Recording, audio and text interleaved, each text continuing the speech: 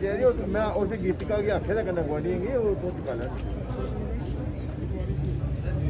Party जिसने देश को आजादी दिलाई, आजादी के बाद भी देश को आसमानों में बातें करवाए और हमेशा लोगों के जो समस्याएं हैं, लोगों के जो इश्यूज हैं, उसको लेकर कांग्रेस पार्टी 24/7 जमीनी सतह से लेकर डिस्ट्रिक्ट लेवल पर, प्रदेश लेवल पर, रीजनल लेवल्स पर अपना रोल अदा करती आई है। मुझे एक बात रविंदर जी की और आपको रिपीट करने की जरूरत है कि कांग्रेस पार्टी ने कभी नेगेटिव अपोजिशन का रोल कभी भी नहीं चलाया, डिस्ट्रक्टिव अपोजिशन का रोल कभी नहीं चलाया। हम पर इल्जामात भी आते हैं कि कांग्रेस पार्टी वाइब्रेंट अपोजिशन शायद नहीं कर पा रही है। उसका वजह यही है कि हमने वो तरीके कभी अख्तियार नहीं किए जो हम पावर में होते थे। तो ये आज की पावर पार्टियां जब अपोजिशन में होती थी, जो सरकारों को डिस्टर्ब करती थी, सरकारी प्रोसेस को डिस्टर्ब करती थी, कांग्रेस पार्टी ने पहले से तय किया कि हम ऐसा कोई रोल नहीं करेंगे जिससे जम्मू कश्मीर रियासत में किसी किस्म का law and order problem create हो।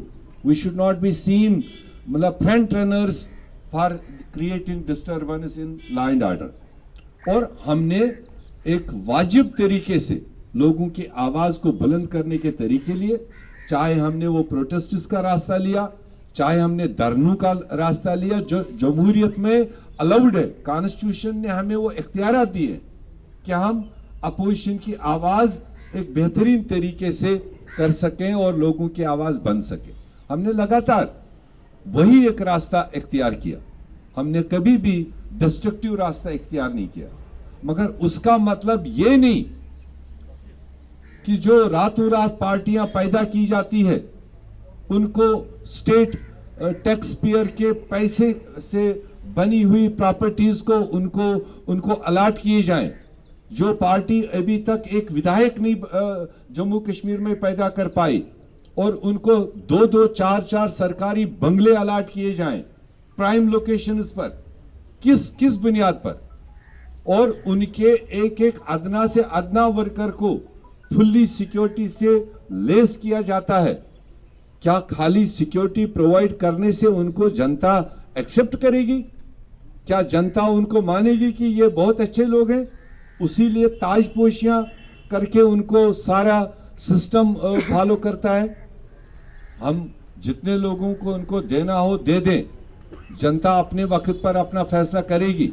वो इंसानों को देखकर, इंसानों के कर्म को देखकर, लीडरों के एक्टिविटीज को देखकर लोग रिकॉग्नाइज करते हैं। वो सिक्योरिटी ग्रिड को इस्तेमाल करके कभी भी लोग उसको फॉलो नहीं करते।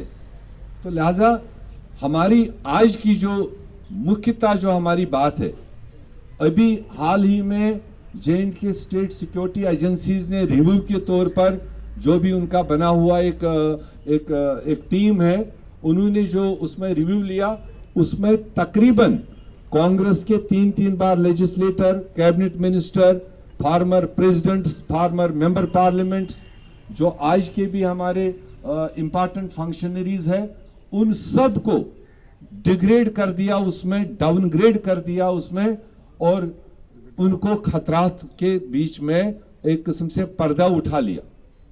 तो ये हम आज जोरदार तरीके से सरकार को बताना चाहते हैं और अपने अवाम को भी इस आपके जरिए हम आगाह करना चाहते हैं, क्योंकि कई बार अवाम भी हमसे नाखुश रहती है कि शायद हम जानबूझकर नहीं उठते बैठते हैं। कई हमारे रियासत के, हमारे जम्मू कश्मीर के कई एरियाज में हमारे डिस्ट्रिक्ट लेवल वर्कर्स को अपने घरों से बाहर नहीं निकलने दिया जाता है। अगर वो नुमाइंदगी लोगों की करना चाहते हैं, अगर लोगों की आवाज बनना चाहते हैं, कहीं पर डेथ हुई, कहीं पर कोई सोशल फंक्शन हो, अब ये कौन सा कानून है कि आपने जिले में किसी भी ओहदेदार को हफ्ते में 1 दिन रखा है कि आप किसी 1 दिन मूवमेंट करेंगे, बाकी 6 दिन नहीं करेंगे। और जब आप देश और विदेशों के सामने जम्मू कश्मीर की पोजीशन रखते हैं तो तब कहते हैं कि 5 अगस्त 2019 के बाद सब बेहतर हो गया, सब चंगा हो गया, मगर जमीनी सिचुएशन में आपको बता रहा हूं, आप कश्मीर वैली के अंदर देख लीजिए, हमारे ओहदेदारों को एक हफ्ते में एक दिन, अगर उस दिन बारिश हो, अगर उस दिन फ्राइडे हो, अगर उस दिन सैटरडे संडे हो, लॉकडाउन हो, तो वो दिन भी गया। उनको अलाउ नहीं किया जाता है कि वो फील्ड में जाएं, जबकि जो अभी पैदा ही नहीं हुए, जो अभी कभी पंच मेंबर भी नहीं बन पाए, सरपंच तो दूर की बात है, उनको हफ्ते के 7 दिन एडमिनिस्ट्रेशन फैसिलिटेट करती है, सिक्योरिटी प्रोवाइड करती है, आरओपी देती है, व्हीकल्स सरकार की यूज होती है, एस्कॉर्ट्स यूज होते हैं, एसएसपी और डीएसपी लेवल के लोग एक अदना हुक्मरान एजेंसीज के पैदा किए लोगों को एकोमोडेट करते हैं, मतलब एस्कॉर्ट करते हैं। तो ये एक बहुत मतलब नाकस चीज है जो हमारी रियासत में हो रहा है। हम आपके जरिए सरकार तक ये बात पहुंचाना चाहते हैं कि कांग्रेस पार्टी को आप इस तरह के अमलों से उनको आप पीछे नहीं कर सकते हैं।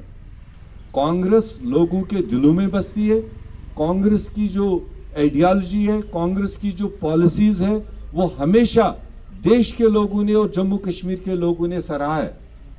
आप हमारी मूवमेंट रेस्ट्रिक्ट करने से, आप हमारी सिक्योरिटी विड्रॉ करने से, हमको लोगों तक आउटरीच करने में रोकने से कांग्रेस पार्टी को फैलने में रोक नहीं सकते हो। हमारे हजारों की तादाद में वॉलंटियर्स तमाम गांवों में, तमाम पोलिंग बूथ्स में अवेलेबल है।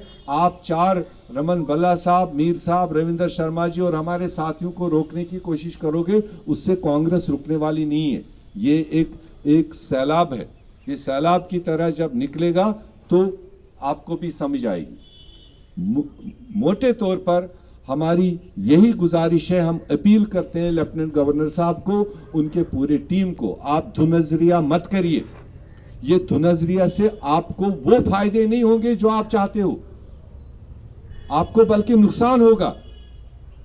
और हम आपको कह रहे हैं कि जो पॉलिटिकल सेटअप है उसमें आप बराबर की कैटेगरीज बनाइए।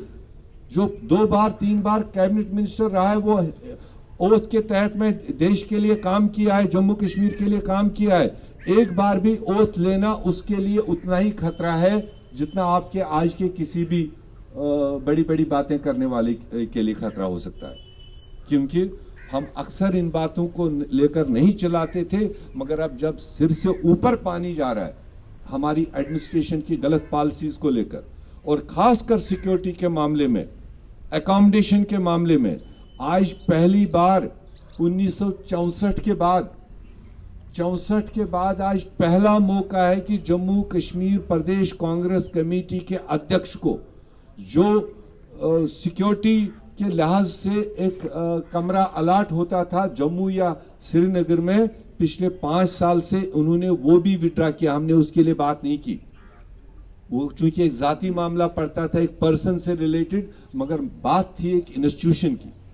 यहां शेख मोहम्मद अब्दुल्ला साहब की भी हुकूमत रही, 77 में सबसे बड़े तादाद को लेकर वो हुकूमत में आए, मगर आमने सामने लड़ाई जंग लड़ने के बावजूद भी उन्होंने उस वक्त के पीसीसी प्रेसिडेंट मुफ्ती मोहम्मद सईद को एकोमोडेशन नहीं छीनी, सिक्योरिटी नहीं छीनी, जो आज भाजपा यहां पर कर रही है। तो इसलिए हम आपके जरिए से उनके तमाम उन एहलकारों को, उन ऑफिसर्स को जो उस कैटेगराइजेशन में बैठते हैं, जो अपने आप यूनिलेटरल फैसला करते हैं कि किसको हम कैटेगरी बढ़ाएंगे, किसको हम कैटेगरी घटाएंगे, किसके पास एक सिपाही, और वो भी प्योर पॉलिटिकल बेसिस पर, पार्टीजन बेसिस पर वो इस तरह के फैसले कर रहे हैं। ये ज्यादा देर चलने वाला नहीं है। जम्मू कश्मीर का अवाम इन चीजों से बाखबर है कि किस किस तरह के इकदामात ये सरकार उठा रही है, किस किस तरह से नए नए प्यादों को पैदा करके उनको स्टेट जो टैक्स पेयर है उसके पैसे का इस्तेमाल, उनके गाड़ियों का, उनके एस्कॉर्ट्स का, उनके तेल का, उनके पानी का, वो सारा चीज सरकारी तौर स्पॉन्सर किया जाता है। वो जम्मू कश्मीर की जनता देख रही है। सबसे बड़ी हैरानगी की बात यह है कि सरकार खत्म हुए तकरीबन अब 3 साल 3.5 साल हो गए जम्मू कश्मीर में, और जो कुछ भी नहीं है, आज एमएलए भी नहीं है, वो आज भी मिनिस्ट्रियल बंगलों में बैठे हुए हैं। क्या उनसे कोई किराया मांग रहा है? क्या उनको किस कैपेसिटी में मिनिस्ट्रियल बंगलो अलॉट किए बैठे हैं? तो हम इस पर आज सवाल उठाना चाहते हैं कि लेफ्टिनेंट गवर्नर साहब, आपकी बहुत तारीफें, आपकी जात को लेकर, आपके पॉलिटिकल एक्सपीरियंस को लेकर सब अक्रॉस द पार्टी सब लोगों ने तारीफ की है, मगर तारीफों का आप नाजायज मतलब मीनिंग मत निकालिए कि कांग्रेस पार्टी आपको सूखे में तारीफ करती रहेगी और आप हमारे ऊपर तलवार चलाते रहोगे। हम आपके जरिए ये अल्टीमेटम दे रहे हैं, अगर उस सिक्योरिटी सिस्टम को रिव्यू नहीं करेंगे तो कांग्रेस पार्टी बड़े तादाद पर सड़कों पर आएगी और अपने प्रदेश के लोगों के सामने अपनी बात रखेगी। फैसला करने वाली आने वाली जनता होगी। बहुत बहुत शुक्रिया, धन्यवाद।